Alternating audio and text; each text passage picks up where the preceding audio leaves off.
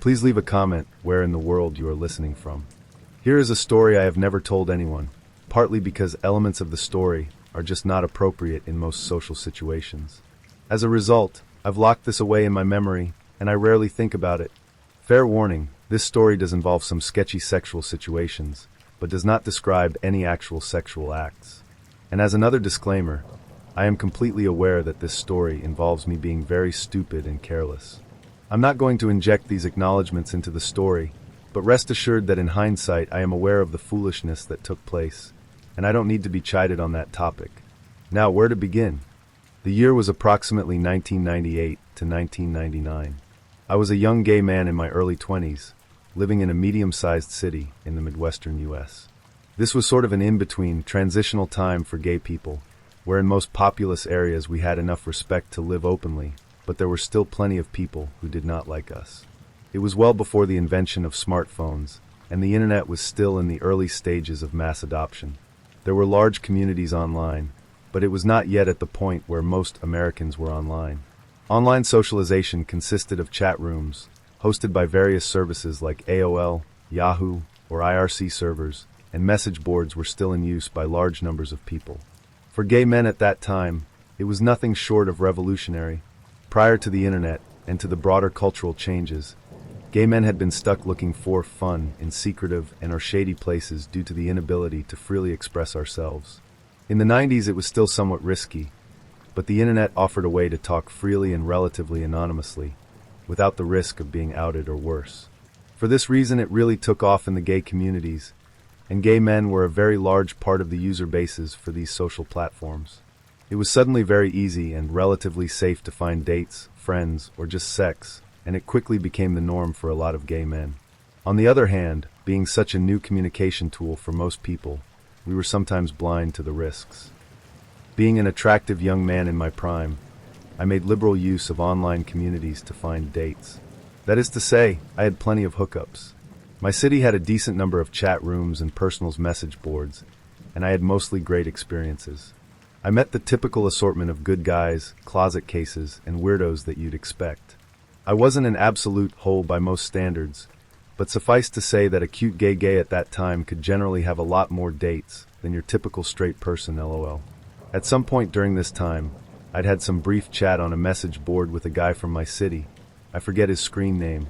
It's been over 20 years, so let's call him Slim Guy 65. This back and forth had happened on a general thread in the gay section, not in private messages, so it was visible to anyone who chose to read that thread. Nothing had come of it, but about a week later, I received an email from an unrecognized address. The email basically said, "Hey, I'm not gay, and I don't agree with the gay lifestyle. I'm here because my friend met this Slim Guy 65 person from this message board, and the guy really hurt him. I don't want this to happen to anyone else. My friend tried to tell the police, but they wouldn't do anything. I see you were talking to Slim Guy 65, so just be careful and stay away from him." Okay, that's strange. What does this person mean by really hurt him? Was his heart broken? Did he get beaten up or verbally abused or what? I responded to the email asking for clarification on what exactly happened. I never received a response. I was slightly weirded out by it, but on the other hand, it's an anonymous email from someone who doesn't respond and is vague about their warning. This could be anything. It could be some disgruntled ex trying to mess with the guy. It could be a real warning about someone gay bashing. It could be someone trolling who doesn't have anything to do with anyone. I kept it in the back of my mind, but pretty much shrugged it off. Several weeks later, I had a weekday off work and decided to take to the internet to fish for some D******, as was my custom.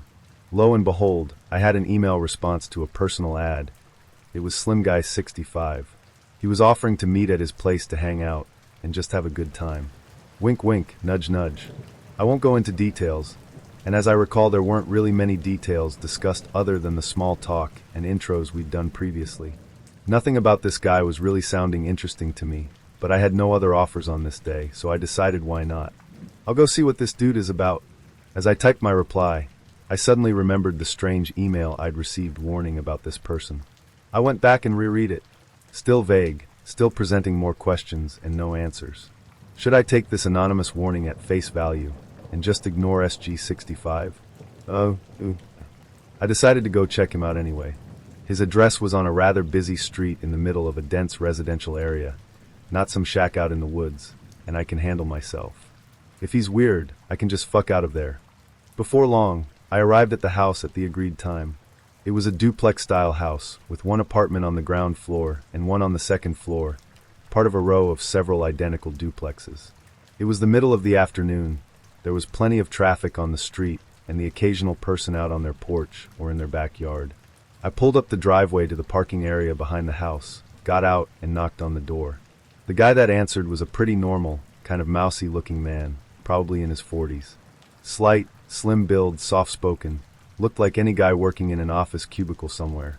Not really my type, but honestly my curiosity was piqued, and I had nothing better to do. So I stepped inside to take a look around and gauge the situation, with the warning email fresh in my mind. I stepped into the back door, into the kitchen. It was very clean, and there was nothing out on the counters, and no table and chairs or anything. That is to say, it did not look like someone was living there. It had been kept up and cleaned, but looked empty. Looking out into the apartment, I could see that it was not set up as a living space.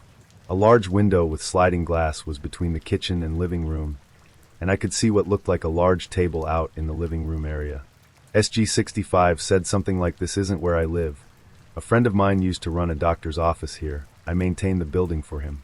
It's private though, we have the place to ourselves." Weird. Okay. He shut the back door and locked it. With a keyed deadbolt, the kind that you need a key to open, even from the inside, and put his keys back in his pocket, saying, "So, what do you want to do?" At this point, my danger sense spiked. This is not a normal home, and why is he locking the door like that? It's not necessarily suspect. A lot of people have that sort of lock on their door, and the door has a window, so it even makes sense. Still, something is not right here, I can tell, and now I'm locked in. I asked him why he was locking the door like that, which immediately flustered him. He was looking rather nervous, and his voice was a little wavery and halting, not quite stuttering, but almost. He said, well, we don't want someone to come in and interrupt us, right?" Flashing a weak, unconvincing smile. His demeanor and body language were all I needed to confirm that this guy was up to no good, or at least there was something he was hiding. However, I could tell that I was intimidating him. I was not a particularly muscular kid, but I have a larger frame. Like, even when I'm at my very thinnest, I will still wear size L tops and 36 waist pants, so I look big, which people tend to interpret as me being stronger than I really am. Also, I'm not a tough guy at all, but I have a resting facial expression that makes me look like a badass thug. People who don't know me often assume that I'm rough or something.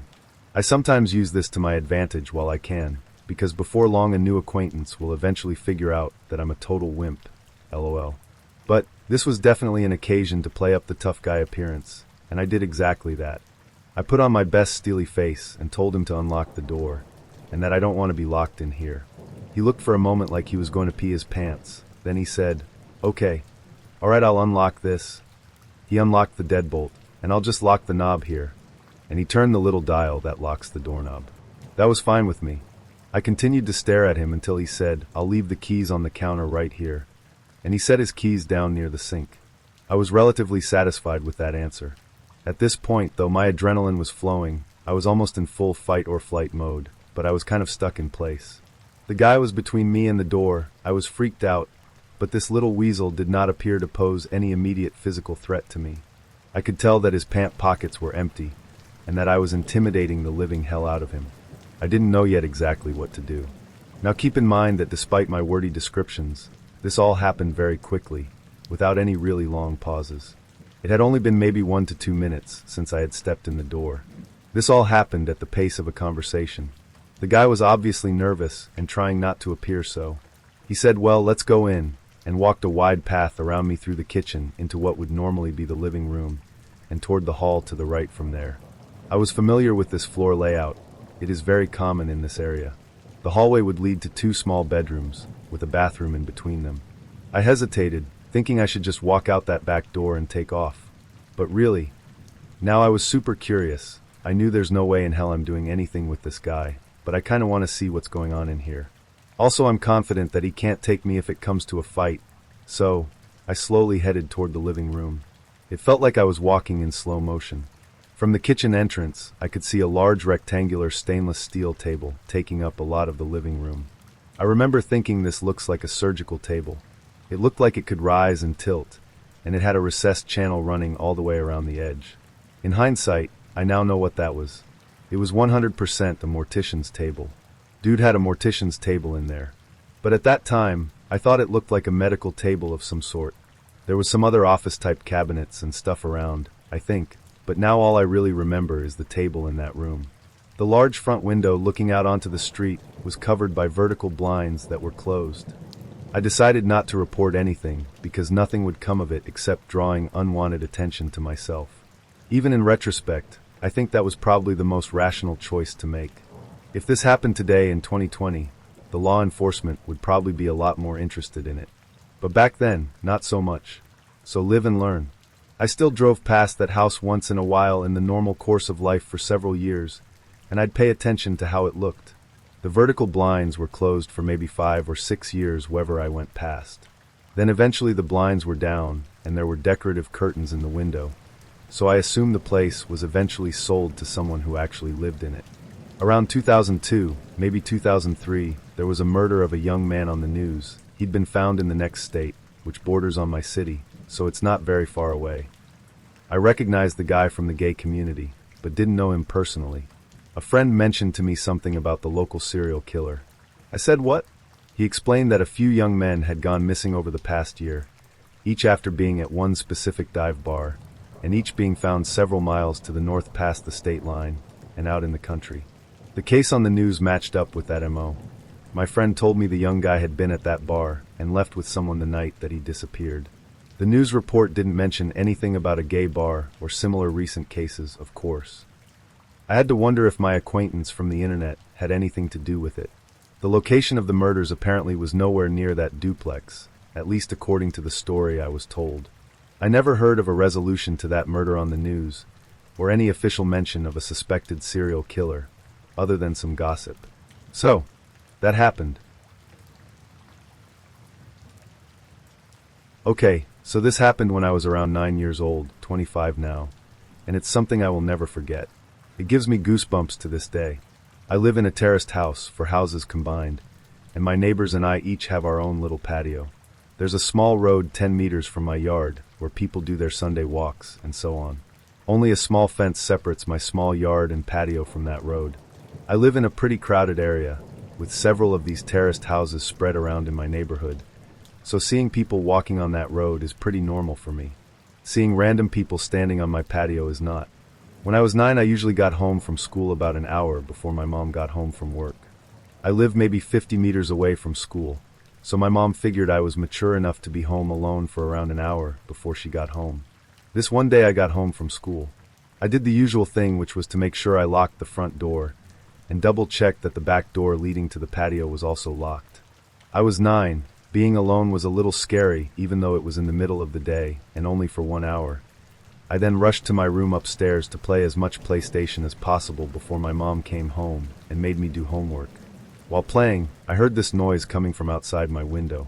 My room was located 1 floor over the patio, with a view to the road I told you about before. It was kind of like the sound of a cat. But my cat had been missing for over 3 months. Hope sparked and I thought, OMG, did he finally come back? I ran downstairs to check if it was my cat, but the sight that met me gives me goosebumps just writing this. There was a guy standing on my patio, a tall guy with black hair covering half of his eyes, making him look like a male version of the Ring women or something. I could hear him making high-pitched sounds, almost like a cat meowing. A brown liquid was running down from his mouth, and I could see him spitting out my dad's stomped cigarettes. He was actually eating from the ashtray. I was frozen observing this, eventually snapped out of it and screamed so loud that the man must have heard it. He didn't react. He kept on eating from the ashtray. I ran upstairs to my room, locked the door, and called my mom, who then called the cops. I've never been more terrified in my life. Laying in bed under my sheets, shivering with fear, as I hear these creepy high-pitched noises from the guy eating cigarette stumps from the ashtray on my patio. I kind of blacked out for a moment, because the next thing I remember is the police arriving on the road by my yard. I hear them talking to the guy, saying stuff like, "What are you doing? Get over here or we will come down and arrest you," and so on. He didn't respond, but the high-pitched sounds was more frequent and louder. I decided to look through the window, feeling safe now that the cops were there. I could see 2 police officers standing by my fence, 1 man and a woman. I did not see the creepy man, however, because he was standing directly one story under me and my field of view. The police jumped the fence, and I remember hearing the creepy guy screaming louder than anything I've ever heard before. He charged the female police officer with full force, and he fucking knocked her out cold. The male officer then immediately tazzed the guy, leaving him shaking on the ground, screaming still. The policeman struggled to keep him on the ground while putting handcuffs on him, but eventually made it. After a while he managed to wake up the female police officer, who seemed to be badly hurt. He called for backup and an ambulance, and then he sees me standing in the window above him. The expression on my face must have been something else, because he just looked at me and said, "I sure as hell hope you didn't see all that." I started to cry. By this time neighbors started to arrive, wondering what the hell was going on. One of my neighbors, an elderly woman, made me come down, and she took care of me until my mom came back home. The police took the creepy guy with them in the car and left. Before they left, they promised to come back and talk to us about what had happened. This is where the story takes an unexpected turn. The male police officer came back later that night and sat down with me and my mom to talk. He explained that the guy on my patio was actually diagnosed with severe autism. He had escaped a facility where mentally challenged people lived, located around 5 kilometers from where I live. He explained that the guy had actually been living in my house 5 years ago, but he had been forced to move when his mom, his only caretaker, died. The poor guy probably thought he would find his mom in my house. He missed the routines, and he missed living there with his mom. The police had to move him from the house that time 5 years ago because he was extremely strong. From what I heard, he had extreme tensions in the body because of the autism, making his muscles grow stronger and stronger throughout the years. This was the reason he reacted the way he did when the police came this day. Still frightened, I told the police officer that he needed to make sure this would never happen again. He promised it wouldn't. After a few sleepless nights, my life got back to normal. The years went by and the guy didn't come back. Until 1 year ago. At this time my mom and dad had moved out. I bought the house from them, and I'm still living there today. I was enjoying my morning coffee on the patio when I see this random guy stopping on the road by my fence. He just stands there looking at me. I look at him and give him a nod, and then I hear the high-pitched noises. Holy shit, it's him. His hair had turned gray, but the high-pitched sounds made me realize. My heart started racing, and I instantly remembered the reason why he was back. I realized that he must have managed to escape again. Because I kept my cool a bit longer than when was 9, I started to realize how sorry I felt for the guy. 16 years later, and he was back to look for his mom. I decided to carefully ask him if he wanted to come down to the patio. He instantly jumped the fence. I started to think he would knock me out like he did to that police officer. He didn't. He smiled. He looked at me and smiled. I offered him to sit down. He didn't respond. I offered him to come inside. He started laughing. We went inside. His face lit up, pure joy. He was home. It reminded him of the life he had with his mom. It almost made me tear up. All of a sudden he sat down in my couch, turned on my TV, and switched directly to the cartoons. I observed him for a while. He was just completely focused on the cartoons. I just wanted him to enjoy the moment, so I didn't say anything to him. I realized I had to call the facility to let them know. The caretakers arrived 10 minutes later. After a lot of convincing, he got back up, crying, and they went back to the facility. I called the facility 2 days later. We made a deal. His name is Tom, and I now consider Tom my friend. Every Sunday from the day he returned, Tom and his caretakers visit me to watch cartoons.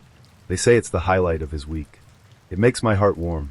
Now, for several years my thoughts were, let's not meet, guy on my patio eating from the ashtray. Now my thoughts are, let's meet every Sunday to watch cartoons, my friend Tom.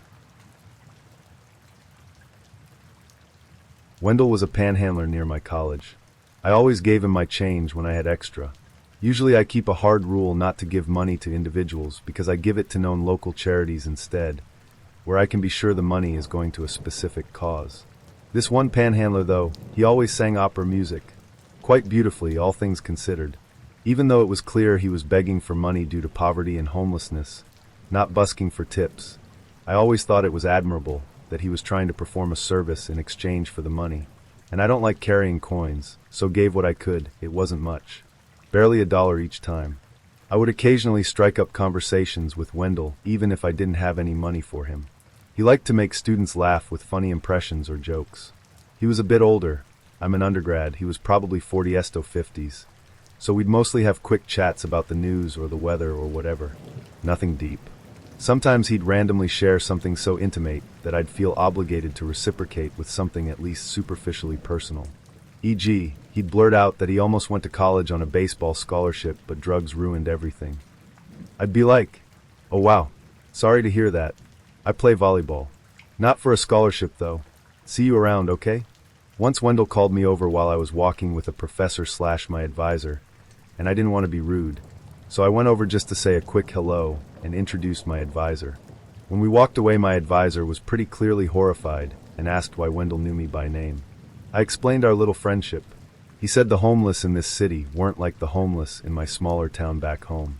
I figured he was being elitist, and I think he could tell I hadn't taken him seriously, because after we dropped the subject, just before I left, he reiterated that I shouldn't forge friendships with the homeless population in this city, or even give them money, because the chronically homeless, the ones on the streets enough that you could get to know them, tended to have criminal or addictive histories. I was surprised because my advisor is usually pretty progressive and compassionate, so I appealed to him with, Wendell is a victim of a post-capitalist society, and all the other things I'd learned in his very own classes. But he wasn't having any of it, basically saying however Wendell became chronically homeless, now he was and I should act accordingly. So my professor strongly implored me not to continue even talking to Wendell at all. I kind of shook my head thinking, okay, boomer, and if anything, felt fortified by the warning. Like it was a confirmation that I was a radical doing the right thing, leading a new path, breaking down barriers, bettering society. I got closer to Wendell and shared more about my life with him. But the very next time I talked to Wendell, he was really irritable and distant, and I wasn't sure why. Until he said, "So your boyfriend, you two live together or what?" And I had no idea what he was talking about. I said, "What boyfriend?" And he said, "The guy I met from yesterday, you were walking down the street with." And I laughed, explaining it wasn't my boyfriend, it was just my academic advisor. Then all of a sudden, he wasn't irritable anymore. He was as chatty as he'd ever been.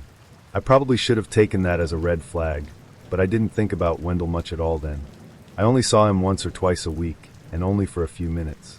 It was around then that Wendell started bringing me gifts. I'd pass him, and he'd have a flower for me, or a metal machine piece. I never refused, because I figured it was a means of preserving his dignity when accepting money, like with his opera singing. One of my roommates did remark on the flower once, and when I explained, she said it was weird. I thought she was also just being elitist, and that I was enlightened, bridging the class divide, and superior to her neoliberal paranoia. I mean, come on, it was just a flower. My advisor clocked all this, so brought it up with me again a while later, saying he was worried I was being manipulated. I tried to tell him about Wendell's opera singing and impressions, and how he even almost went to college, but then I remembered the reason he lost his baseball scholarship, and I stopped short. Looking at it through that lens kind of made me reconsider the whole thing. I thought about what my professor had said, sparing the details. We did talk for like half an hour, and I finally connected the dots that Wendell did have a history of drug use. And he did sometimes mention how a previous girlfriend overreacting to something he'd done had derailed his life besides the drugs. So I decided maybe I should think about distancing myself a little.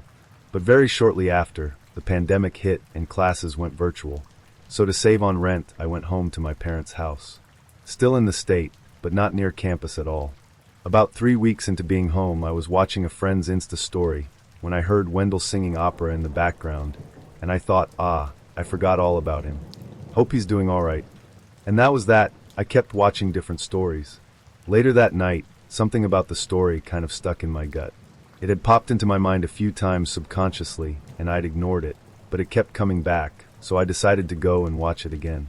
That's when I realized my friend's video wasn't from our college town. It was from my much smaller hometown, which is nowhere near my college. That freaked me out a little. But I figured everyone moved around when the pandemic hit. My town isn't that small.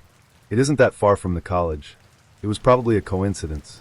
I really wanted to mention it to my parents, but they had always warned me against talking to homeless people besides, like, "Can I buy you a meal?" So I felt too embarrassed to explain the situation to them. Especially since it was probably a coincidence, and I would sound so conceited if I were like, "He definitely followed me, because aren't I just so great that he's probably obsessed with me?" We have a type 1 diabetic in the family, so we took quarantining very seriously. I figured I'll never see him anyways. I'm not going out anytime soon. It doesn't matter where he is. and nothing happened. Well, one thing. A girl from my high school who also ended up at my college called me and, in summary, said this is going to sound really weird, but I feel like I should say something. I was downtown, and a beggar asked me about you. Like, specifically you. He knew you were on club volleyball. He knew your major. I didn't tell him anything, but I thought you should know. I was pretty alarmed at first, because how would he know I know this girl? But once we talked, I learned she'd been wearing a sweatshirt from our college. So I thought about it, and decided he probably saw that sweatshirt, figured she might know me from college since we were both from this town, and was just trying to find out how I was doing. I thought it was sweet. Also a little weird.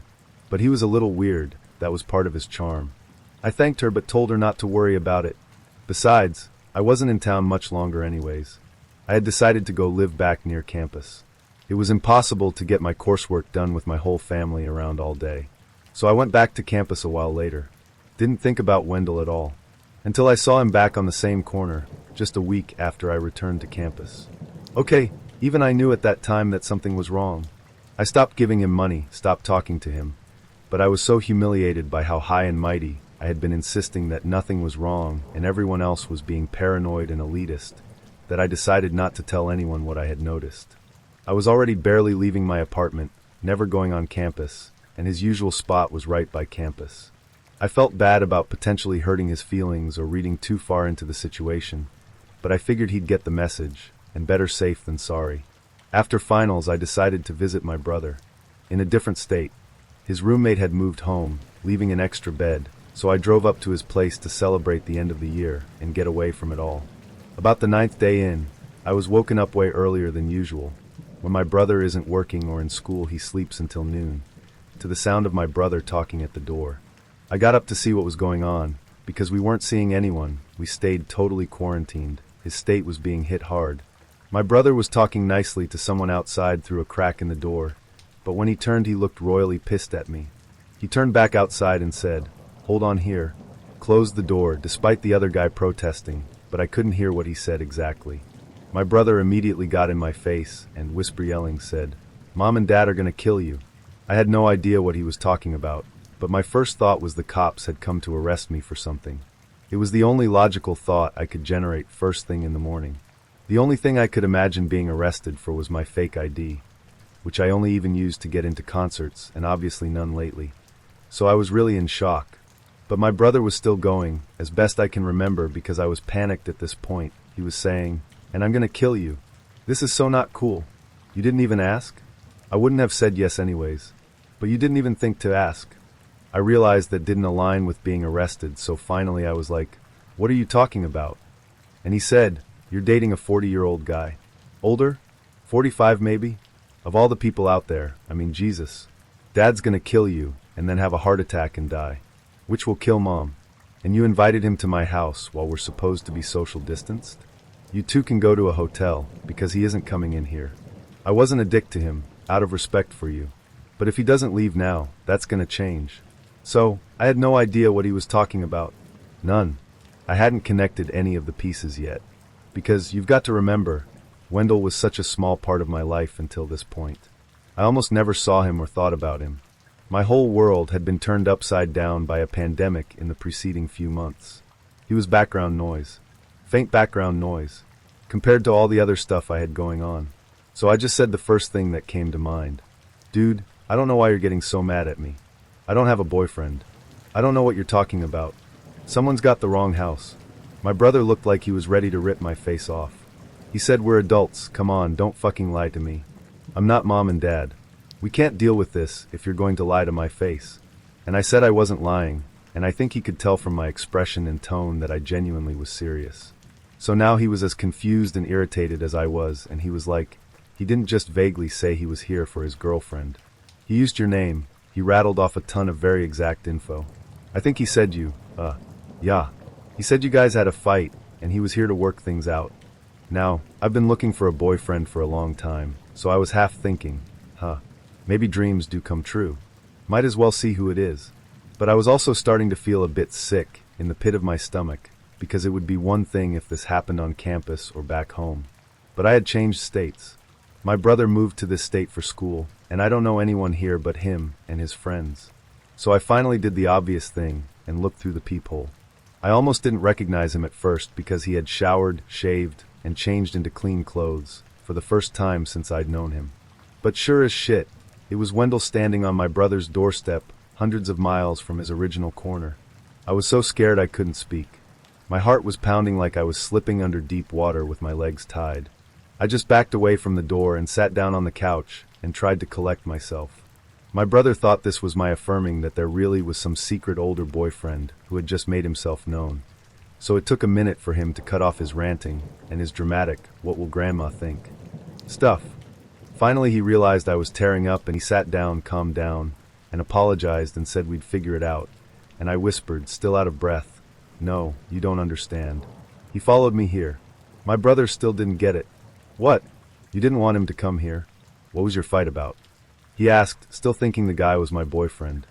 I managed to repress my panic enough to explain the broad strokes to him.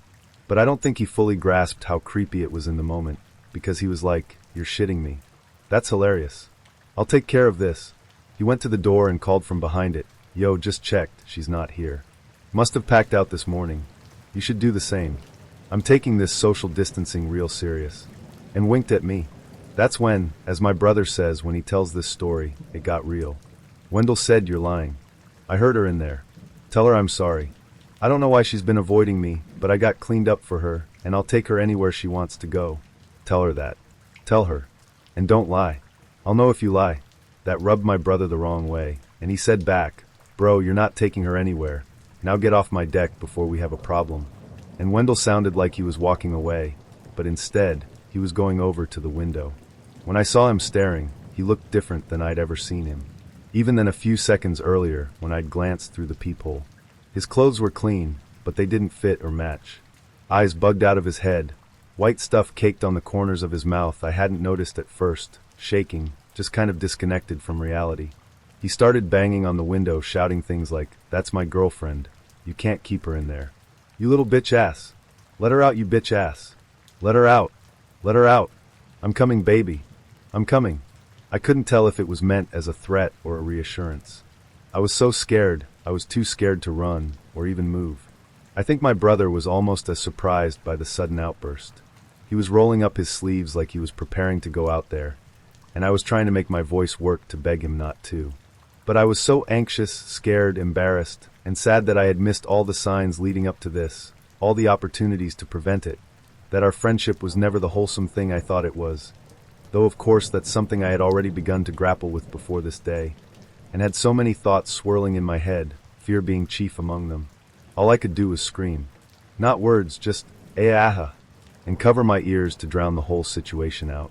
Before my brother could charge out the door, he's an athletic guy, but I don't think he's ever actually been in a physical fight. Wendell punched through the window. Nothing actually happened when he punched through, and there was an eerie moment of silence where nobody moved. I think even I stopped screaming. But when he pulled his hand back, all hell broke loose. A fair amount of blood started spurting out when he pulled his hand back through the glass. The things he was shouting started to make even less sense, along the lines of, "Look what you did to me. This is a test. I told you I couldn't be stopped, bitch ass." And the look in his eyes got even more distant. I think the sight of the blood, which has always made my brother really squeamish, made him realize this was real, and he finally yelled, "Damn it, sis, call 911. While he leaned against the door which Wendell was now repeatedly running into, even though he was nowhere close to breaking it down. I don't even remember making the call, but apparently I did, because within 10 minutes the police arrested Wendell without resistance. He kept trying to tell them his girlfriend was trapped in the house, and he'd come all this way to save her. My poor brother was even momentarily handcuffed, and had to explain he hadn't taken me hostage. Probably one of the most haunting memories of the whole event is, as they carted Wendell away for arrest, he started singing opera music. I've learned a lot of important common sense and life lessons from this saga. But most of all, Wendell, let's not meet. A few years ago, I was renting a house in Northern California. The neighborhood was just outside the suburbs. It seemed like the perfect balance of having space and having nice neighbors close enough not to feel isolated. The area had no street lights, so it was very dark at night, especially if there were clouds blocking the moonlight. It didn't bother me though. It made my little house feel even more quaint on dark nights. I got home from work one day in midwinter. It was a cloudy night, so pulling up to my house, I saw only what my headlights and front porch light illuminated. When I got out of my car, I caught a whiff of cigarette smoke. That was odd, as I had never smelled that before around that house. I didn't see anyone nearby, so I ignored it and went inside. I had just got off a shift with a few hours of overtime, so I felt pretty tired. Even though it wasn't even 7 yet, I decided to take a shower and call it a night. I woke up sometime later sure that I had heard a noise inside my house. I wasn't worried right away because my friend would sometimes stop by to use my shower after work on his way to his night classes. I even gave him a spare key, so he could stop by even if I wasn't home. He would always text me to let me know beforehand though, and I hadn't heard my phone go off. I reached over to my bedside table and picked up my cell phone to see if my friend had sent me a text. The bright light from my phone's screen and number pad blinded me. These were the days before phones had a light sensor that would dim the screen in the dark, and this particular phone was so bright I could use it as a flashlight. Through squinted eyes, I could make out that it was 9-something, but I couldn't tell if I had an unread text or not. I set my phone aside and called out my friend's name. There were a couple of seconds of silence before I heard loud footfalls as someone started running through the bottom floor of my house. I leapt out of bed and ran to the closet. They were already up the stairs by the time I had opened the door and stepped inside. That house had 3 rooms upstairs, 2 bedrooms on either side of the hallway, the one I was in and a spare, and a bathroom at the end. The bedroom doors were both closed, but the bathroom door was cracked open. I heard whoever was in my house thunder down the hallway past my door and into the bathroom. Thank God he did. That gave me enough time to open the attic access in the ceiling of my closet and hoist myself up. I had just started to lift myself up when the person ran back out of the bathroom. My feet were barely inside of the attic when my bedroom door burst open. I heard footsteps run into my room and stop. When they didn't see me in that room, they ran back to the hallway and into the other room, which just had boxes stacked in a corner, some weights, and a table where I painted my miniature models. I guess they decided that if someone were hiding, it would be in the bedroom because they charged back into my room and turned on the light. A moment later, the closet door was ripped open. I was crouched in my attic just a foot or so away from the access, so I could try to stop them if they started to climb up. From my vantage point, all I could see was from about their knee down. They were wearing dirty blue jeans with frayed cuffs and worn work boots. After a few seconds of looking in the closet, they stepped away, and I heard a loud crash come from my room, followed by a scream of frustration and anger. That scream was the most unnerving part of the incident for me. It reminded me far too much of my stepfather, who would scream in a similar way when he lost his temper. He would eventually be put in a mental hospital for several mental disorders that resulted in erratic and violent tendencies. The man in my house ran back down the stairs. I heard crashes and clatters as things were thrown around and furniture was knocked over. I stayed crouched in the attic. I had left my cell phone when I ran for the closet, and I wasn't certain I could climb down without him hearing. After some time, the noises stopped. I started counting slowly. When I reached 1,000, I decided it was safe enough to climb down and call the police. The first thing I noticed when I exited the closet was the intruder had flipped my bed over. I assume in an attempt to find me. That was the loud noise I had heard after he stepped away from the closet. I couldn't find my cell phone, so I went to the landline by the bed and called the police. I waited in my room until I heard them call out from downstairs. The first floor was a mess, but I had expected that.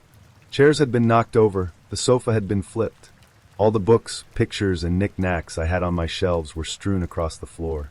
The cupboards in the kitchen had been opened, and all the boxed and canned foods had been thrown to the ground. As far as I could tell, though, the only thing missing was a single knife out of the wooden block in my kitchen. The police checked the house from top to bottom. They found that the side door had been forced open by something like a crowbar. They also found a few cigarette butts along my fence line, along with some foil and an empty pen tube, which the police said people often used to smoke meth. So they think he had been watching my house for a while. I realized that he must have been out there smoking a cigarette when I got home. They collected up the evidence and told me I should stay with family or friends that night and get that door fixed as soon as possible. I opted to just not sleep.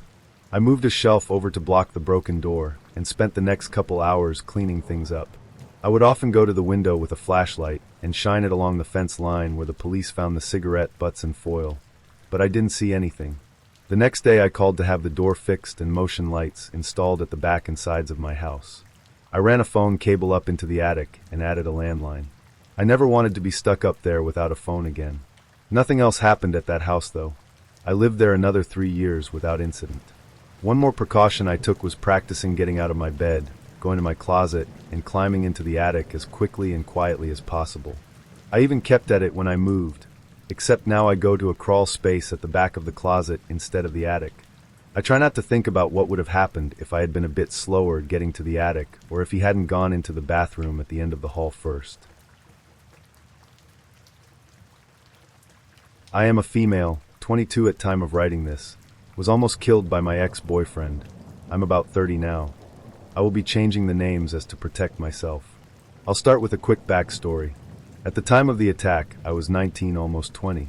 My ex Gavin was 27. We had a big chow chow, and a cat, the dog being his. And the cat mine. We lived in a 3-bedroom house, the layout being you walk into the right is the living room, in front of you the dining room, and off to the left a kitchen. Open concept living and dining room, closed kitchen. Down a longish hallway we had the bathroom to the right, and the main bedroom at the end of the hall on the right. Then 2 other bedrooms on the 2 other walls. A few months before we had allowed a friend to stay with us, Lacey. And it didn't end well, as she was just taking advantage of us. The week leading up to the attack, Gavin had just gotten back from a work trip, which I believe was about 3 to 4 weeks away from home.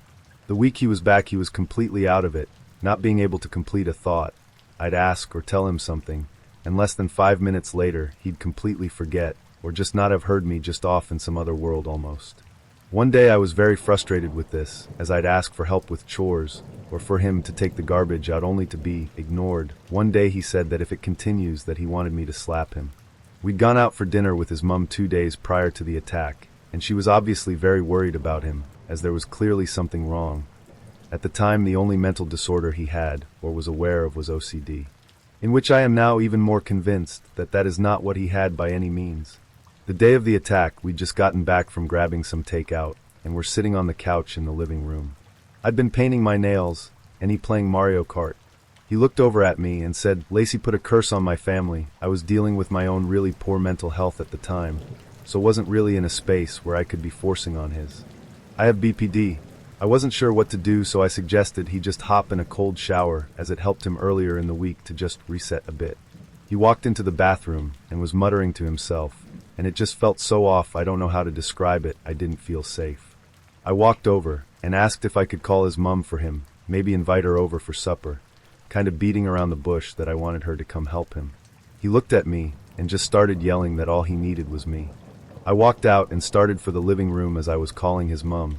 He came out of the bathroom naked and started yelling at Ollie, the dog, to discipline me and attack me. Mind you, he was trained as my guard dog. At this point, I believe his mum had answered the phone and heard what was happening. He started to call me Lacey, and that I needed to pay for what I did. I ran into the bedroom with my phone, his mum still on the line. He kicked down the door and smashed my head into our mirrored closest doors and threw my phone to the ground. He was screaming that he was going to kill me. I scrambled out the bedroom door, trying to get to the front door. As I was passing the kitchen, he got a hold of me and wrapped his arms around my throat, again saying he was going to kill me. I remember looking over to the table and seeing my cat Sterling all puffed up. I have never seen him so scared. I was fighting not to go unconscious. I couldn't breathe. I clawed at him, just trying to get his arms off of my throat. I remember starting to see black specks in my vision and thinking I am going to die. What is he going to do with my body? He asked me I knew what it was like to be raped. This is the part where I'm not sure if he was actually out of his mind, as I had been raped before, and it was a year that month. I was very open about how that had been affecting me.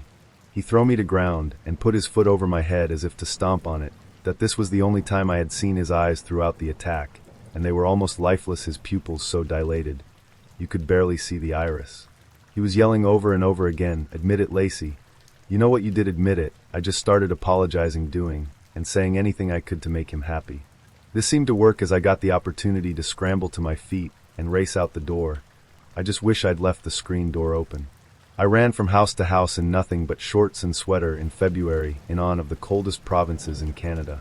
I'd gotten to maybe 2 to 3 houses before I heard Ollie screaming. It's a sound I can never get out of my head. I just dropped to the ground screaming and crying, "Gavin, leave him alone." I knew he'd killed the dog. At this point, a bunch of the neighbors had heard me and came running to help. An older couple called the police and brought me into their home, not knowing if they were putting their own lives at risk. My parents were living in a completely different province. Someone gave me their phone to call my mom. She was out for supper with some friends, and I just told her Gavin killed the dog and tried to kill me. The police finally showed up after what seemed like hours. 5 to 6 cars, firearms out. They used the megaphone to tell him to come out with his hands up. He walked out naked and covered in blood. Once they had gotten him into the car, a police officer came to talk to me, while the others searched the house. Shortly after, an officer came up and asked how many dogs we had. I told him 1 and a cat. I asked if Ollie was still alive, and they told me he was dead in the bathtub. Gavin had killed him in the living room, then brought him the bathroom, filled up the tub, and put Ollie's body in it. I had asked about the cat, and they said they couldn't find him just yet. I was sure he had killed my sweet boy too. Sterling was the only thing I could think about. I went into a panic and was no longer able to give them any more information, as I was basically in tunnel vision. Where's my cat? I want my cat, find my cat. The officers asked if there was any treats they could use to coax him out, and where his hiding spots were. They ended up finding Sterling alive but scared, and they couldn't get to him as he was too scared and attacking the officers. They had blocked off the worst of the scene, so they had me go in to get Sterling. As much as they did block off, there was still so much blood, and the smell off blood and feces is overpowering. Sterling was in the bedroom on the bed just crying. I scooped him up and asked the officers to find my vape. As I was walking out of the house, Gavin's mum had just gotten out of her car. She asked me where Ollie was, and all I could say was, Gavin killed him. She dropped to the ground and started bawling. I just walked past her and put Sterling in her car and sat in the front, sir, not sure what to do, as I didn't want to go with her. In that moment I hated her for what her son did to me and Ollie. To this day I regret how I acted towards her. I had no right to be so cruel to someone who was also now suffering. My mum had gotten a hold of my aunt that lived a few towns over. So once I was done with the officers, I was to go with her. Once the police were done doing whatever it was they were doing in the house, I had to go back in to get clothes and such. They forgot to close the bathroom door. Luckily, I wasn't the one who walked by fist, it was Gavin's mom. The sound she made was horrible. Eventually my aunt came, and I went with her. The next day I had to go back to the house to get my thing. The Pollock had gotten someone to take care of the body, but not the mess of blood and bodily fluids and pee and poop. Half of the stuff, I didn't know what it was. His mum's sister and I had to clean the house. Blood everywhere, a lot of broken furniture. Nader, his mum, was kind enough to clean all my bathroom things and throw through anything out that couldn't be saved. Unfortunately, I had African black soap. That night I weighted myself with it, and when I looked down I was washing myself with a bar of soap caked in Ollie's blood. 2 weeks later, Sterling and I were on a plane to my mum. The court case took 2 years, and I only later found out he had gone and loaded our guns. For the longest time I didn't want to know how he killed Ollie, but when going through the evidence, an officer mentions a baseball bat. Not knowing, I didn't want to know what haves. He only got 10 months house arrest. To this day, 2 years later, he still tried to contact me, blaming him for not getting him help. I think the worst part is I do partly blame myself, not just for not knowing to get him help, but also for not leaving the door open for the animals, for bringing the baseball bat into the house weeks prior, because I was too lazy to walk it to the shed. I lived the first 18 years of my life in a not very nice part of London, so I got smart very quickly. However, this guy almost slipped past me. When I was younger I was bullied very badly, and as a result had very few friends, so when a boy about 3 years older than me took an interest in hanging out with me and wanting to be my friend, he'd occasionally walk me home from school and pick my little brother from school. Pretty soon, rumors started that we were dating and are sleeping together, which both he and I vociferously denied. He said he wasn't a creep, and that he couldn't see me like that because I was 11 and he was 14/15. Our friendship sort of became more distant after I moved schools in the middle of year 8 because of the bullying, but we'd still hang out every couple of weeks until he got a job at a local branch of a large UK supermarket chain, and I went to agricultural college, and as a result worked stupid hours on a farm. Because of my hours in the winter, I'd often leave home in the dark and get back in the dark. To top it off, I had to walk through a park to get to the train station. Out of the blue, on my way back one evening, I bumped into him in the park and we got chatting, and I foolishly gave away the fact that I had to walk through the park a lot. I never saw him again. I went away to university and made friends, but thought it was odd he hadn't been in contact for so long. About 6 months after I started university, some people I went to school with reached out to me on Facebook and asked if I was aware that my old friend had been arrested and tried at the Old Bailey and was convicted of 1 rape and 2 sexual assaults. I refused to believe it until I got in contact with the police, and the arresting officer recognized me from the evidence gathered from my now ex-friend. When he was arrested, he was found with a picture of me with unimaginable fluids on it. When questioned about the picture, he said that I was the one he always wanted but couldn't bring himself to do anything to me when I was younger because he saw me as innocent. However, the time he met me in the park on my way home from the farm, he was going to do something, but as he got closer he realized that I was wearing steel-toed boots and I'd beefed up a fair bit because of the physical work I was doing, so he didn't want to take his chances and played it cool instead. A really scary thought is that he could be roaming the streets fairly soon with a new identity, and no one would have a clue. Part of me is still angry with myself for not seeing him for the monster he is. I was camping in the middle of nowhere in Washington near Mt. Rainier. Like, not an official campground, just way out in the forest where I wouldn't have expected another human for miles. One night I wake up and hear something open my tent, and there is a guy sitting by where my fire had been right outside my tent. Nothing particularly noteworthy about the guy, just a fairly regular-looking dude just sitting there a couple feet from my tent. No bag or pack or anything with him, just a guy. He saw me open the tent, his eyes got huge like he had just seen a ghost, and he took off. It shook me up pretty badly, but over the next day I managed to put it out of my mind fairly well after writing it off as just some odd occurrence, and a guy that was probably high or something, and had somehow managed to set up a camp coincidentally not far from mine. Then 2 days after that, and 10 to 15 miles away in totally random directions that nobody could take the same path as on accident, I was sitting by the fire that night and started hearing noises that I got more and more convinced were a person. I called out to them, and out of the darkness someone was like, "Do you know how to get to Bell's Canyon?" I said no. I don't even think that's a real place there. They kept talking from just out of my line of vision. I tried to see them with my flashlight, but they yelled aim that away, and kind of spooked and not wanting to piss off a potentially crazy person I did. After like 15 minutes of me being very freaked out and them talking and asking completely random questions from the darkness, it sounded like the voice had gotten closer. So I shined my light that way again, and it was the same dude who had been outside my tent 2 nights before. He had to have followed me almost 15 miles over 2 days because there is no way he could have just accidentally wound up in the same spot as vast as that wilderness is. No possible way. As soon as my light hit him, he took off again. I started to chase him, but didn't want to get lost in the wilderness in the dark, so stopped quickly after probably only 100 to 200 feet. This one couldn't be written off, because the only way he could have been in both places is specifically if he was following me. I decided the trip was very over first thing in the morning, and hiked back out over 3 days, constantly doubling back, trying to throw anyone following off my trail, and occasionally hiding and waiting to see if he would come by following me. I really can't describe how terrifying it was to feel like I was being hunted through the woods, and to actually have to brainstorm on things I could do to best avoid potentially being murdered. On the first night of hiking out, twice I heard what sounded like a person walking circles outside my tent, but by the time I mustered the courage to look, nobody was there. On the second night I heard what I thought was an animal making noises at first in the distance, but slowly decided sounded more like a human making animal calls, but could have actually been an animal, but I didn't actually see the guy again. But it really sounded like a person making howling noises.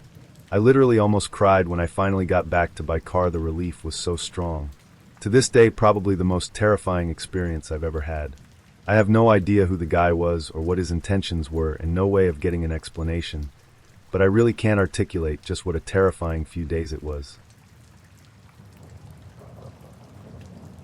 I ran into a mutual friend later in the summer, and mentioned that Derek had broken things off with Hannah. She gave me a very funny look and said that maybe there had never been any relationship to break off. A year later, we were both temporarily living back with our parents and sort of adrift. Hannah had been kicked out of her dorm over an accusation made by another student and never completed her degree. She had started hanging out with some old friends from high school. One of those former high school friends was a young woman named Kelly, who Hannah had been pretty good friends with. Something had happened between the two of them because Hannah went on and on about how much she hated her. It had something to do with Kelly's new boyfriend, Dan. Hannah insisted she was using him in some bizarre plot to make another man jealous, and was worried that she would hurt him because she had found out about an STD that she had. I drove by her house one night, and there were 2 police cars out front. I went home and called her, and she said she couldn't talk. I went over and saw her the next day. I thought that their house had been robbed or something. No, the police had been there to talk to her about an incident that had been reported. Hannah was upset. She said that she had to tell the police that she had smoked weed and had gotten high because Kelly had made an accusation against her. Hannah said it was an accident and a misunderstanding. Hannah swore she hadn't been trying to hurt her. The day after Hannah told me about how much she hated Kelly, apparently she had called her up and said she wanted to talk to her about something. She and another friend had shown up, and the three of them had gone out to some local overlook to smoke a joint. The other girl waited down below for the two of them to talk privately. Hannah had asked Kelly to look at something, and when she turned her back, Kelly said Hannah grabbed her and tried to push her off the ledge. They were about 100 feet up in the air, and she would most likely have been killed by the fall. Kelly said they fought back and forth. She regained her balance and had took off screaming about what Hannah had tried to do. Hannah said it was all a misunderstanding. It was an accident. She had been trying to show her something, but then she had lost her balance because she was high from the marijuana and had grabbed Kelly to stabilize herself, not push her off the edge. She said Kelly had almost fallen off because she had hysterically overreacted. Kelly had been very upset and insisted that Hannah had done it on purpose, and she said that it was because she was jealous over her relationship with Dan. She said it was obvious to everyone that Hannah was obsessed with him. What Kelly had not done, however, was tell the police that they had smoked a joint right before this happened, and when Hannah did, the police said that didn't have enough evidence for any kind of case.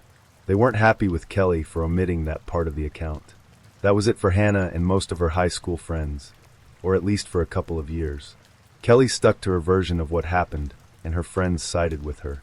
People began talking about the strange rumors that had followed Hannah around since high school. I thought it was suspicious, but I couldn't bring myself to believe that she tried to kill another woman. I thought that sort of thing only happened in the movies, not small towns in Indiana. I did not, however, want to be friends with her. She was an embarrassment to be around. She had almost no friends left in town at that point. She called me up to tell me she had decided she needed a change, and she was going to pursue a different career and move to Minneapolis to make that happen. She moved in 1998, and I honestly thought I would never see her again. I wish I hadn't. She called me about a year and a half later. She said she was doing really well and that the move had been good for her. She said she had made friends and she had met a boy and was completely in love. She said this was the guy she was going to marry. His name was Dan, and she told me that he was the guy that had gotten her interested in punk rock and heroin. I kind of paused when she said that. I wasn't any kind of angel in my 20s, but I never even dabbled in hard stuff like that, and it didn't sound very good. Hannah insisted it wasn't a habit. She said it was amazing and easy to control as long as you were careful. This was a complete change in lifestyle and scene. Before this she had been something of a hippie chic, but that was all gone now. At that point her life revolved around hair, punk rock, heroin, and Dan. She wanted to come back for a visit.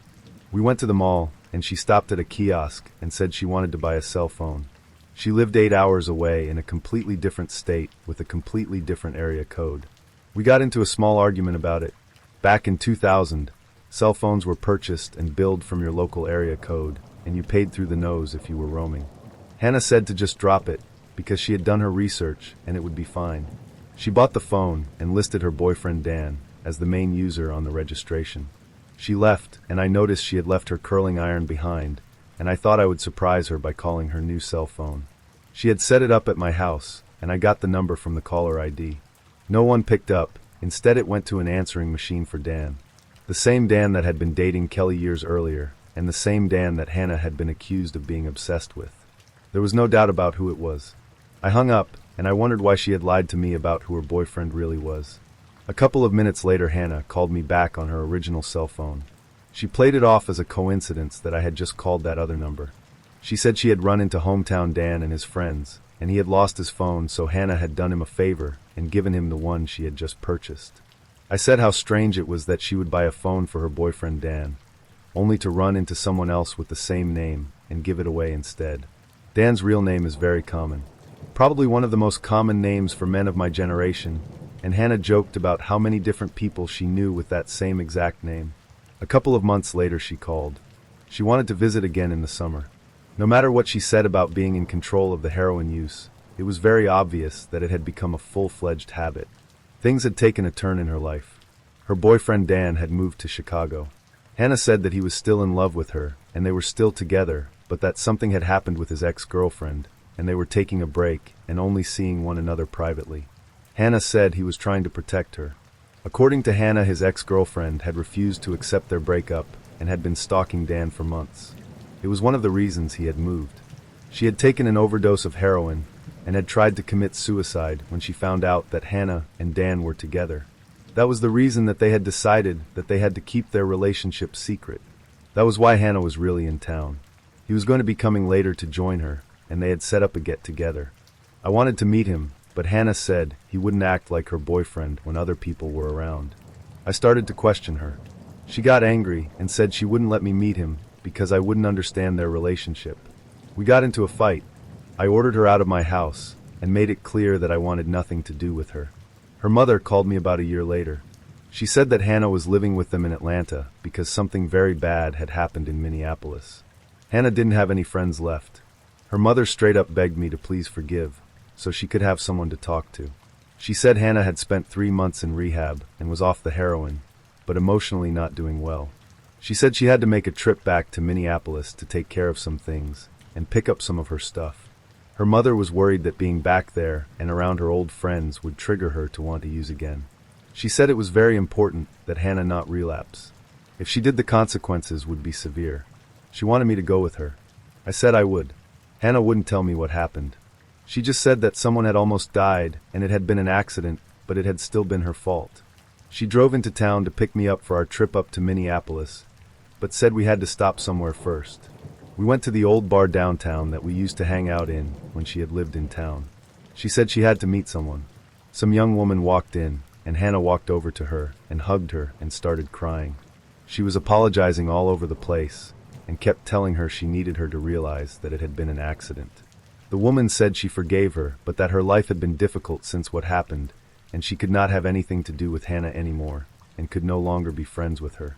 Hannah asked if she had ever spoken to her ex-boyfriend and had a chance to work things out with him. She said no, he was mad at her and he refused to talk to her. Hannah said he had a new cell phone, and she gave her the number just in case she changed her mind and wanted to get a hold of him. She left. I was sitting there totally confused by what I had just witnessed. I was really uncomfortable with what I had heard. I asked Hannah if the ex-boyfriend she was talking about was hometown Dan. She said no, someone else that I had never met. Hannah said she and her Dan had broken up because he was still using heroin, and she said it was too painful to talk about him. She said it was so painful that when we got to Minneapolis to please not bring him up. She said her friends knew not to mention him around her, and she asked me not to also. We got to Minneapolis, and the young woman we were staying with turned out to be one of Hannah's former roommates. That is when I found out what had really happened and what Hannah had been refusing to talk about. It turned out that girl from the bar had been the other roommate, the one that had almost died because of something that Hannah did. We settled in and Hannah said that she could explain what happened a year ago. A year ago? That was the first time I realized that this had happened much longer in the past than I thought. The former roommate said that she was happy that Hannah was clean, but she needed her to explain why she had tried to kill the other girl. Those were her words. She wasn't calling it an accident. She said she was there, she saw it, and Hannah had done that to her on purpose, and she wanted to know why. This is what she described. Hannah had a friend from Indiana that had broken up with her boyfriend Dan after Hannah had told her that she found out he was cheating on her and had gotten another woman pregnant. Hannah invited her to live with her up in Minneapolis to get away from him and start over. She had no idea that Hannah was a heroin user. She did not like Minneapolis. She had experienced a run of bad luck the couple of weeks she had been there, and even though Hannah kept trying to convince her to stick it out to see if she would like it, she had decided she was going to leave and go back home. She regretted her breakup with Dan. She wanted to talk to him and see if they could work through it. They had been together for almost 2 years. She was worried because she had lost touch with him. Hannah had been able to track down his phone number for her through some mutual friends, but no matter how many times she called or how much she begged, he refused to answer her calls or call her back when she left messages. She was upset and told Hannah that she was going to stop by his apartment to see him on her way back to Indiana. She was supposed to be leaving within a day. Hannah kept insisting that she would like heroin if she would just try a little bit, and had been pressuring her very hard to join in with everyone else. The roommate was angry about that. She said Hannah knew she was scared and didn't even want to try it. Hannah had promised her that she would be safe and promised her that it would be a small dose. Hannah said she knew what she was doing. She gave in. Hannah bought the heroin, and she bought a lot more than normal, which she said was for a party later. She prepared the needles and said she had just used a small amount. Instead, she had used all that she had bought, which turned out to be way more than was necessary to kill all of them. Hannah had given the girl the injection, and she slumped over immediately and stopped breathing. Hannah had then moved on to the other roommate and told her everything was fine in the other room and that she was enjoying herself. She tried to convince her to take her dose, but she wanted to check on the other girl first. Hannah walked over and had an imaginary conversation with the young woman, who was completely unconscious, and tried to convince the other roommate that she was fine. She went to check on her herself and immediately saw she wasn't even breathing, panicked, and started screaming at Hannah about why she was lying. She ran for the phone. Hannah ran after her. She dialed 911. Hannah grabbed the phone and hung it up. They called back and she said it had been a mistake and they were fine. Hannah wouldn't let her near the phone and kept trying to tell her that she was being hysterical and that everything was okay. Hannah tried to pin her down and force the needle on her, and she fought back and ran out of the apartment and down the hall to a neighbor's. They called 911. When the paramedics got there, the girl was clinically dead. They worked on her and got a heartbeat and transferred her to a local hospital in a comatose state. She lived, but for a while it wasn't clear if she would pull through. Hannah told the police she didn't know why she had done it. After talking with a lawyer, she said it was because of heroin psychosis and that she had been temporarily insane at the time. She agreed to a long-term rehab stay and a year of drug testing and probation. After that, the charges against her were dropped. That had been the reason that it was so important Hannah did not relapse. She would have been looking at prison time. Hannah said it had been a strange temporary hallucination that had caused her behavior, and that she had never meant to hurt her, and the whole thing had been an accident and a misunderstanding. The same excuse she always used. I am going to spell this out, since the morons who work for the Minneapolis Police Department were too stupid to realize this 20 years ago. Hannah was obsessed with this girl's boyfriend Dan. She had been obsessed with him for years. She had developed a detailed and deranged fantasy that the two of them were in a secret relationship together because she has a peculiar and somewhat rare psychiatric condition called erotomania, or de Clermont syndrome. She believed that this young woman was standing in the way of their romance, and so she ingratiated herself to her and pretended to be her friend so that she could find a way to get close enough to her to get her out of the way. She successfully managed to spread rumors and interfere in their relationship enough that the two of them broke up, and then Hannah invited this young woman to Minneapolis to isolate her from her other friends and control what information she had access to. This was the year 2000. We didn't have text message or Facebook back then for keeping in touch with people. She lulled her into a false sense of friendship and security so she could manipulate her and get close enough to her to hurt her.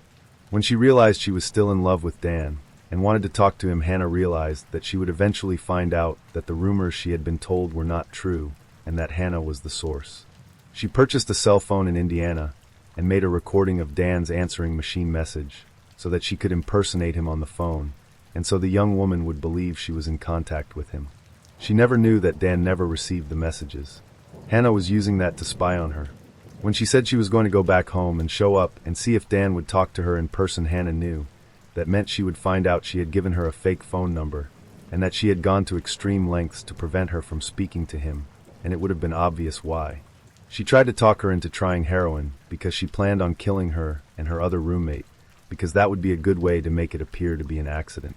Hannah was about to have her obsessions with Dan, her delusional beliefs about him, and her bizarre mental disorder exposed, and she knew that. She knew for at least a day or more before the incident, which is why it is clear that her actions were premeditated, because her motive was.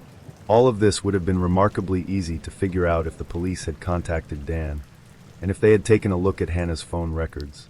Phone harassment has always been her favorite hobby.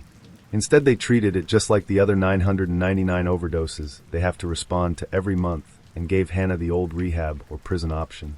Since her family could afford a lawyer and a 3-month rehab stay, that was the option she took. The police never investigated her for anything, never contacted the man Dan at the center of this, and never took any serious look into her background. It wasn't an accident. It was an attempted murder, and a pretty easy one to prove at that. Instead, the police totally dropped the ball, and because of their incompetence, she was allowed to completely get away with it.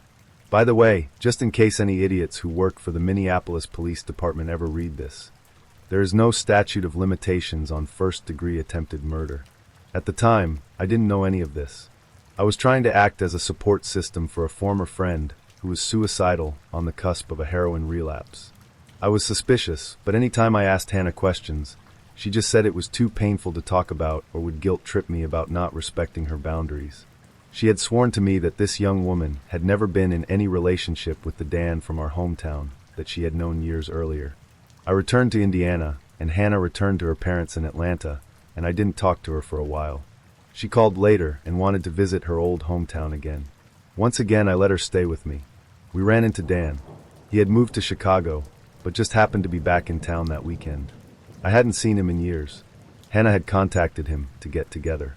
She spent the whole afternoon trying to pull him aside to talk to him, but instead he made it clear that he had only shown up because he wanted to see me. He had broken up with Kelly years earlier, but I thought he had a long-term girlfriend since then. Dan said she had left him a year ago and just disappeared. He had called her repeatedly, but she had completely cut him off. He was nice to me, he was handsome, he was a lot of fun to be around, and he asked me out. We made plans to meet up the next day. I saw him at a bar, and he turned around and walked out the door and wouldn't even look at me. I was upset and confused. Hannah was super sympathetic. She apologized for not telling me what he was like, and said he had this weird thing with lying to girls and playing with their emotions by pretending to like them. It wasn't like I had never been lied to by a boy before, but this felt strange. A week later, my student loan came through, and I decided to go back to college and finish my degree. I moved a couple hours away.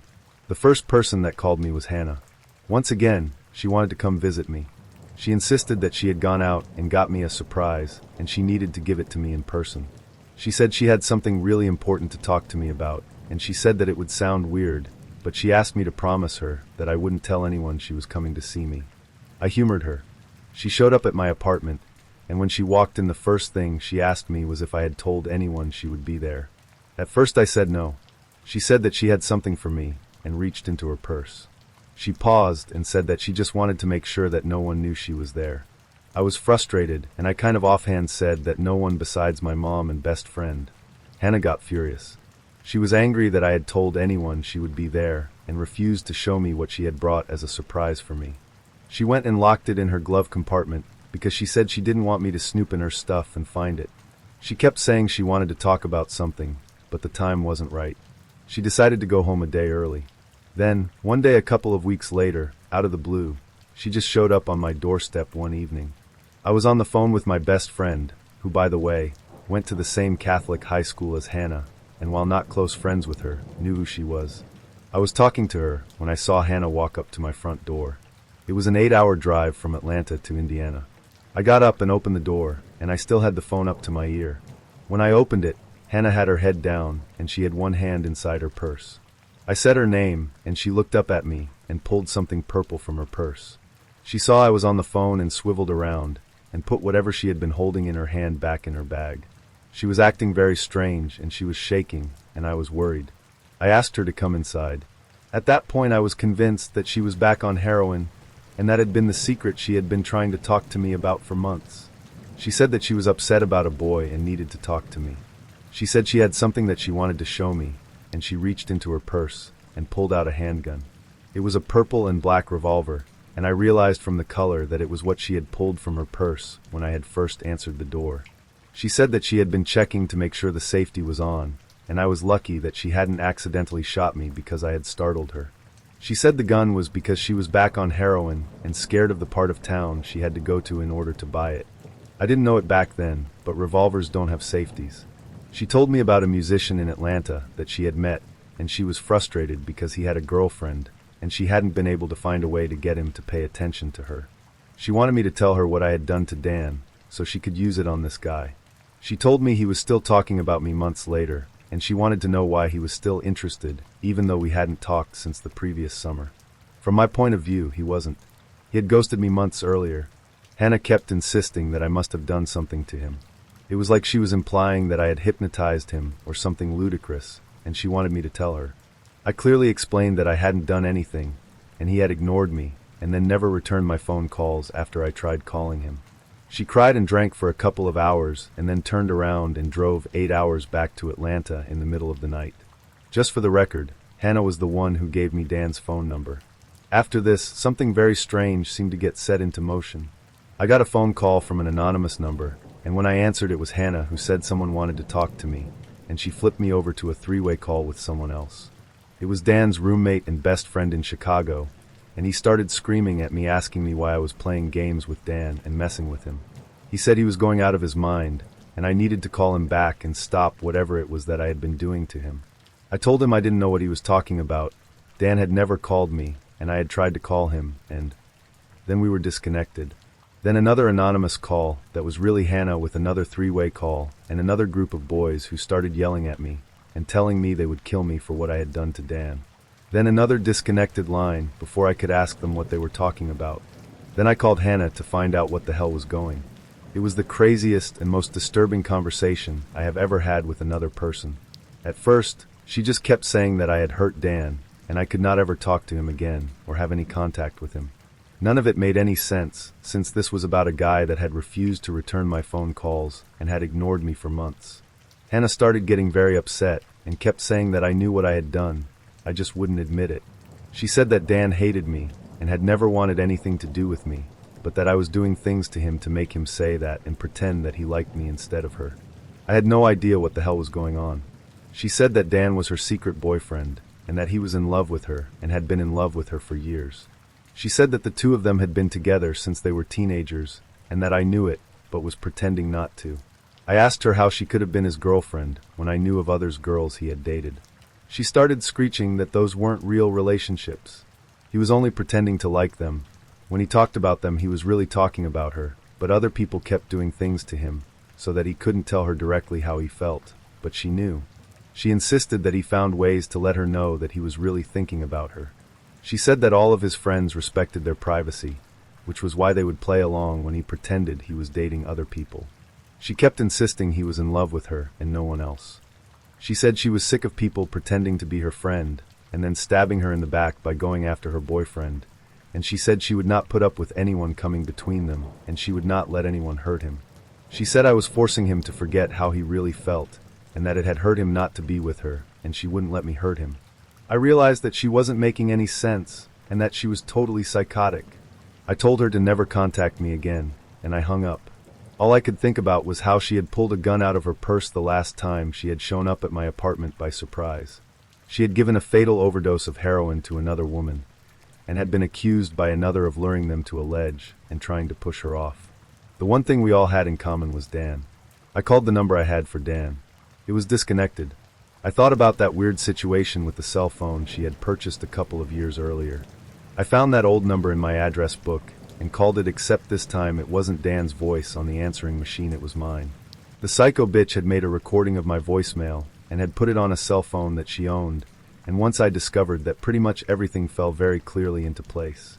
That was what had happened to that girl in Minneapolis, and that was why Dan had spent the last several months thinking he was contacting me. There was no relationship with Dan. It was all in Hannah's head, and she was frantically trying to keep other women away from him to protect her fantasy from imploding. Hannah is psychotic. It is a mental disorder called erotomania, and it is the fixed delusional belief that another person is secretly in love with you. Not everyone who has it will be violent, but some people are. In some cases, other people are used in strange psychotic dramas and vicious smear campaigns that are aimed at trying to rearrange reality so that it conforms with the delusions inside of their head. The people that are perceived as standing in their way can be the victims of extreme violence. Hannah showed up the next day at my apartment screaming at me to let her in. I would not, and I was getting ready to call the police when she started crying and saying that Dan had killed himself, and then she walked away, and that was the last time I ever saw her. I spoke to my parents, who told me that I had received several phone calls to their house from people letting me know the same thing. I changed my phone number to keep her from contacting me. I contacted the police in Indiana, who said if she showed up again that they could arrest her for felony intimidation, but not for anything she had done months earlier. I contacted the police in Minneapolis, but I knew very little information, only Hannah's name, not where or when it had happened. I asked repeatedly to please be allowed to speak to someone, but the woman on the phone said they weren't interested in talking to me. I moved so she wouldn't know where I lived. I cut myself off from anyone from my hometown who I thought might know her, so nothing could ever get back to her about where I lived. The last I heard from her, she was stalking some new guy down in Atlanta. I would have been more than happy to meet the bitch in a courtroom, but unfortunately the law is nothing like you see on TV. So unless I ever have the privilege of sitting in on her sentencing hearing, Hannah from Indiana, let's not meet again. In 2014, I was home alone. My then BF, now husband, was at work as I happened to have a very rare day off.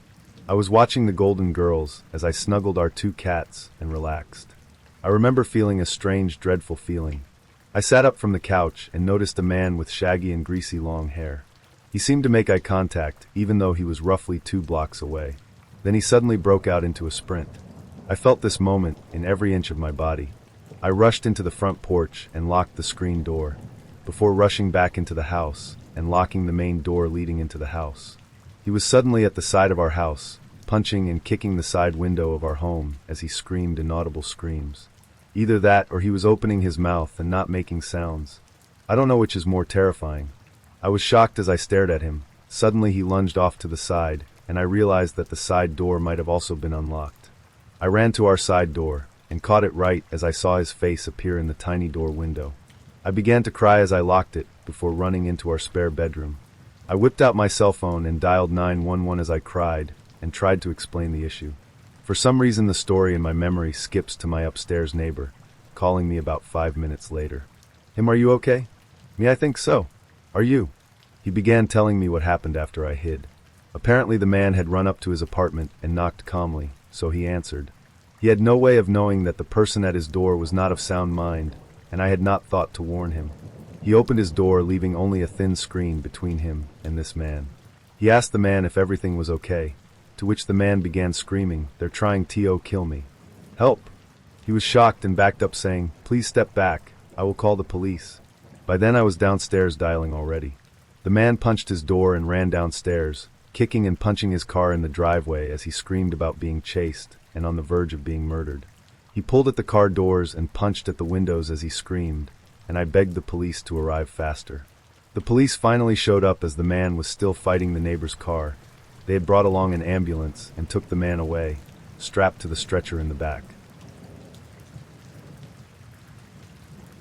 I will start out by saying that I am not a writer by any means. I suck at it, but I will try my best. For a bit of backstory, my mom was dating an abusive prick at this time. We'll call him Ian. Because of Ian and the crazy fights they had gotten into, we couldn't lock up my house at all. He had kicked in both the front and the back door to the house, and they never fixed. My mother and Ian were at the bar all day, every day. I told you this so you would know why the house wasn't locked up and where my parents were when this happened. This incident occurred when I was around 12 years old and my little brother around 10. I was a really small girl in this age, and my brother was sick all the time, so he was very, very tiny and frail. My mother and Ian were at the bar as usual. When you opened my front door, it put you in the living room, and you could see the back door. There was a hallway to the right that led back into the bedrooms, and that is where my brother and I were. We were in his bedroom with the door closed, playing something on a PlayStation. It was around midnight or 1 a.m., and we were playing and having a good time when I heard a weird noise. My brother didn't hear it, and I didn't want to creep him out. I told him that I wanted to go get a drink and told him to stay in the room and I would bring him something. To get to my kitchen, you would have to walk down the hallway in front of both the front and back door because it was behind the living room. I kept hearing strange noises, so before I left out of my brother's room, I told him to get into the closet and work on our fort so that it would be ready when I was done getting our drinks and a snack. I raised my little brother for the most part and took care of him. I had a terrible feeling, a sense of dread. I could tell something wasn't right, and this was a way to get my brother to hide without scaring him. He frightened easily and had really bad asthma attacks, and at this time we had no inhaler or his breathing treatment machine for him. Good going, Ma. I knew if he started having an asthma attack on top of being scared, it wouldn't be pretty. Anyway, I left the back room and decided to see what was going on. Because I was such a badass at 12 years old, but I had to protect my little brother. I start sneaking up the hallway as slowly and quietly as I could. I was terrified. I could feel that something was wrong. Before I made it to the end of the hallway, I hear a man. It sounded like he was growling. It was a deep, terrifying noise. I can't explain it, but the feeling that washed over me damn near made me puke. So I of course freeze. I have no one in this town. I don't know anyone, and my dad is living in a different state. My mom is at the bar drunk as hell. I was sitting there trying to gather the courage to see what was around the corner, and going over my options when I hear my brother's door open. He sees me and the look on my face and freezes.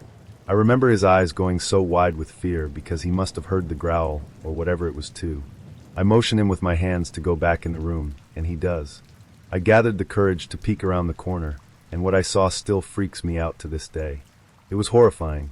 I saw a man, probably around 6 feet 6 inches and 300 plus pounds, sitting on my couch with a wicked grin on his face. That grin, and the look in his eyes will forever be burned in my head. By some stupid luck the man didn't see me. I slowly snuck back to my brother's room. I slowly shut the door and started going over my options. My little brother was already horrified because of the growling noise this man was making. I am so thankful he wasn't the one who saw what was out there. I mustered my brave big sister face and calmly told him that there was a man that I didn't know on the couch, and he needed to be very quiet, and I needed him to be brave and keep his breathing in check. My little brother adored me and looked up to me, so when I told him that I needed him to be brave, he tried his best. I told him not to move, and he didn't. The first thing I tried was the window, but it wouldn't budge. It was completely stuck. I'm making myself stay calm for my brother's sake, but I know what's sitting out there. So since the window was stuck, I decided to start looking for a weapon. My older brother lived here, and I know he had swords somewhere. I don't remember where he was. As I'm looking for a weapon, I hear the man sing, "I know you're here." Fuck. My stomach knotted up, the hair on the back of my neck raised, and I instantly got a cold sweat. And then I hear it. My little brother had started wheezing. Asthma attack. Fuck. I hugged him, reminded him about being brave, and told him to sit still and focus on his breathing. I started frantically trying to get my window open, but it was stuck. I looked around and started moving blankets when I find my older brother's cell phone that he always forgot. I remember thinking that I was lucky and felt a bit of relief. I immediately called the police and told them what was going on, hysterical at this point, but still remaining quiet. The dispatcher told me to remain on the phone, so she could hear what was happening when the man started banging on our bedroom door. It had been about 5 minutes into the phone call when this happened, and I could no longer remain calm. I fucking lost it. I started screaming.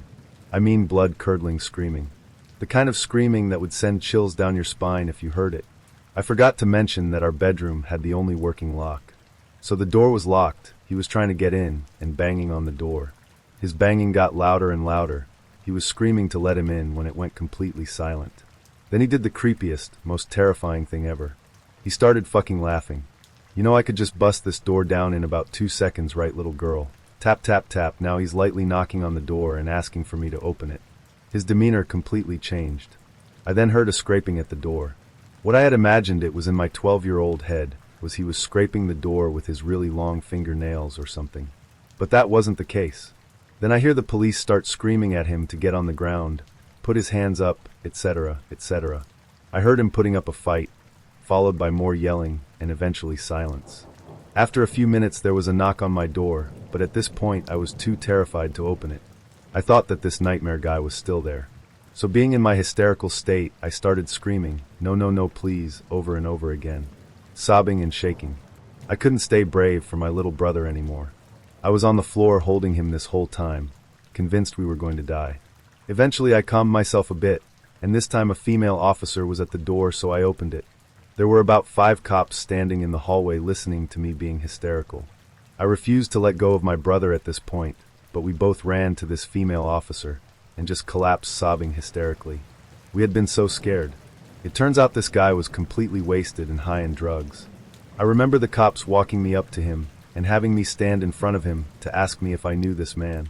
I didn't, but I'll never forget standing in front of this huge man, looking into his brown eyes that were completely bloodshot and filled with hatred. I'll never forget that growling noise that he was making, or the look of pure horror in my little brother's eyes. My parents were called and investigated for leaving us alone like that, and for the doors being like that. My mom is a different person now, doesn't drink, and is now married to a cop. She completely changed. I remember asking her about it later on, and she told me something that I didn't know. The man had had a huge knife, so that's what he was scraping the door with. And he also had some rope, tape, and a tarp. I still don't know how he didn't get to us, or why he didn't just bust the door down to get us. It would have taken one half-assed kick from him to kick the door down. It was super thin. It still creeps me out, and I have had nightmares from it. My husband doesn't understand why I get so furious with him when he leaves the door unlocked at night. I work third shift, so I'll come home, and the door will be unlocked. It's infuriating because I then have to go through every room in the house and check the closets and in the other places that a person could hide in. I have 2 kids, and they will never, ever go through what I did. Sorry for my shitty writing style, but I wanted to tell my story after lurking for so long.